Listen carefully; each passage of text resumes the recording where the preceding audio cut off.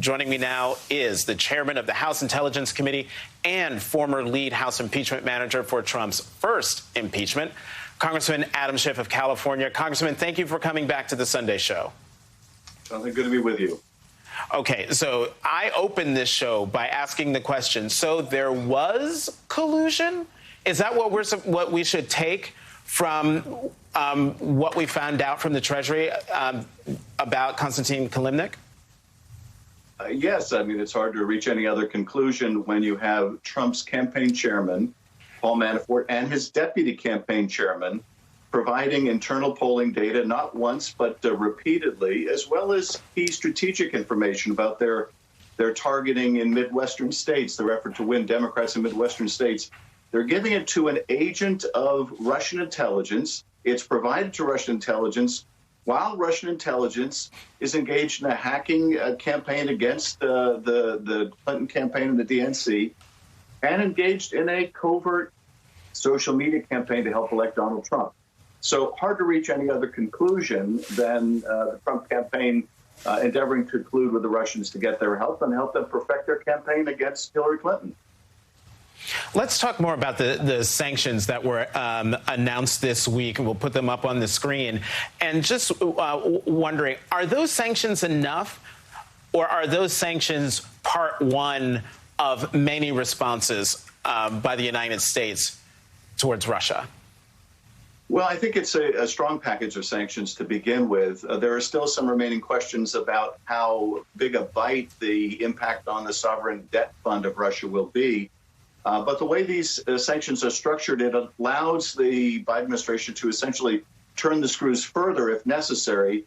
Probably the bigger determinant, though, will be what does Russia do now? If Russia continues with its malign activities, continues trying to interfere in our politics, continues interfering in the elections of others, if Alexei Navalny is not given medical treatment and dies, then you could very well see the Biden administration turning the screws further.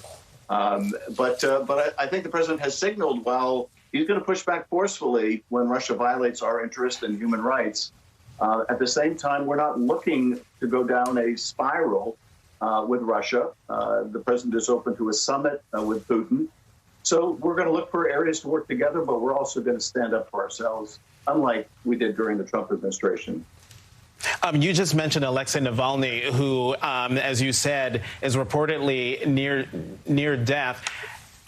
Do you, and I think you said this, but I want you to repeat it if you did, that if he does indeed die, that you expect the Biden administration to turn the screws even harder on Russia?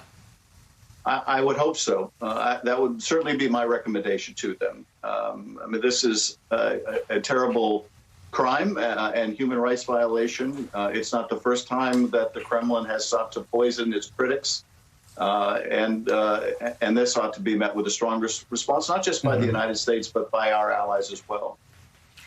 Adam Schiff, Chairman Schiff, let's shift gears and talk about Afghanistan and the president's announcement this week. Let's have a listen to a part of it right here.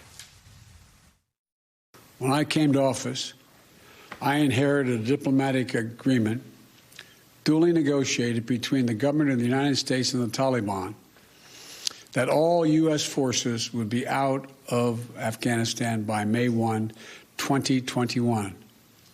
Just 3 months after my inauguration. That's what we inherited, that commitment.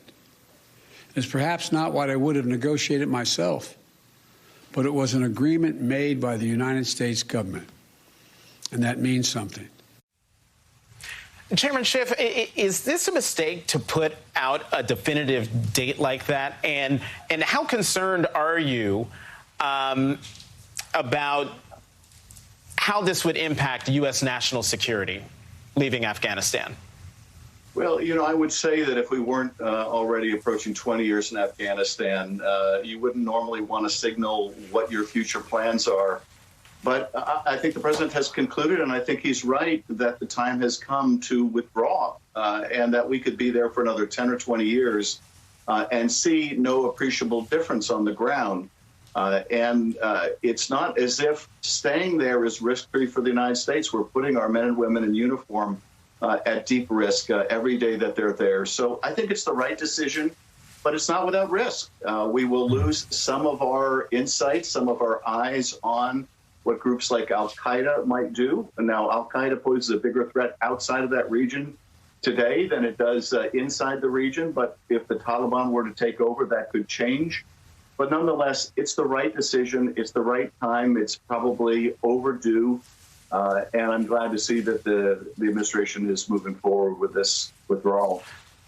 And Chairman Schiff, as chairman of the House Intel Committee, you're not concerned about U.S. national security as a result of the United States leaving Afghanistan? I am concerned about it, but at the same time, there are larger threats in other parts of the world. I wouldn't be recommending that we send troops to occupy those other regions and stay there for 10 or 20 years.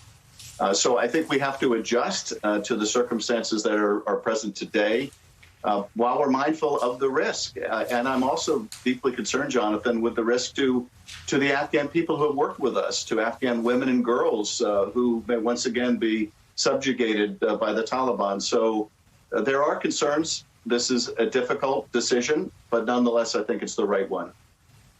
And with that, we'll leave it there. Congressman Adam Schiff, thank you very much for coming back to the Sunday Show. Thank you.